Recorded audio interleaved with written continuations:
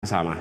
Jadi pendekatannya berubah dari pertumbuhan semata-mata menjadi pemerataan dan keberlanjutan. Begitu juga dengan sektor. Jangan sampai kita hanya fokus pada 1-2 sektor. Kita menginginkan sektor dan teritorial, sektor dan kawasan. Kenapa? Kebutuhan pembangunan di Sumatera beda dengan di Kalimantan, beda dengan di Sulawesi, beda dengan di Nusa Tenggara, beda dengan di Papua. Jangan sampai kebijakan dari Jakarta tidak memasukkan kebutuhan per kawasan, tapi kebijakan yang sama untuk seluruh wilayah.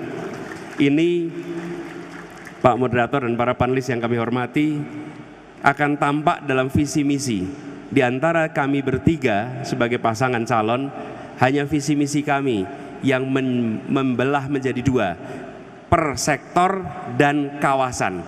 Apa agenda untuk Sumatera, apa agenda untuk Kalimantan, apa agenda untuk Jawa, apa agenda untuk Nusa Tenggara, apa agenda untuk Papua. Sehingga tiap daerah memiliki prioritasasi pembangunan yang disesuaikan dengan kebutuhan daerahnya. Sudah terlalu lama kebijakan kita ini simetris, disamakan seluruh wilayah, seakan-akan Indonesia itu homogen. Indonesia itu kebutuhannya bervariasi. Masukkan unsur bineka di dalam IK-nya kebijakan kita. Dengan begitu kita akan menyaksikan sebuah pembangunan yang setara di seluruh wilayah. Lalu pendekatan top down menjadi